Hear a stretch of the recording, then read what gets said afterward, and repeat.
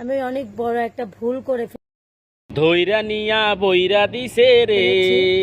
আর ইতিমধ্যে হয়তো আপনারা অনেকেই দেখেছেন, ট্রোল হচ্ছে অনেক। আমি চাই না রে বেহেশত, হয় নাই কো জাহান্নাম, আমার একটাই তো পরিচয়, আমি নবীজির গোলাম। আমরা নবীজির গোলাম না, আমরা হইলাম আল্লাহর গোলাম, নবীজির উম্মত।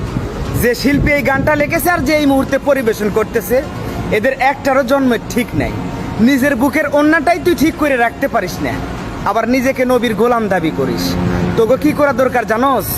শুধু কারেন্ট ঝাল দেওয়া দরকার। বুঝোস না এই ব্যাপারটা? তুমি তো জাহান্নামী চাইবা, কারণ বেপরদা নারী কে আর এত সহজে জান্নাত পাইবো? যে গানটা লেখছে ওই হচ্ছে 1 নম্বরে মাদার বোর্ড, তুই হচ্ছে 2য় মাদার বোর্ড। আমরা একমাত্র আল্লাহর গোলাম। কি গো নির্লজ্জ বেহায়া বেপরদা নষ্ট নারী, জান্নাত কি মামুর বাড়ির মুয়া যে চাইলি আর পায়া গেলি? আর তুই কি বলছ? আমরা নবীজির গোলাম, আমরা নবীজির গোলাম না, আমরা নবীজির উম্মত। আর আমরা কিরে লেওরার শিল্পী, তুই কি জান্নাত চাইলেই পাবি? তুই তো একটা বেপর্দা নারী। তুই আমাদের নবীজির নাম মুখে আনার স্পর্ধা কই পাইলি? আর তুই কি বললি আমরা নবীজির গোলাম? ওরে লেওরার শিল্পী, আমরা নবীজির গোলাম না, আমরা নবীজির উম্মত।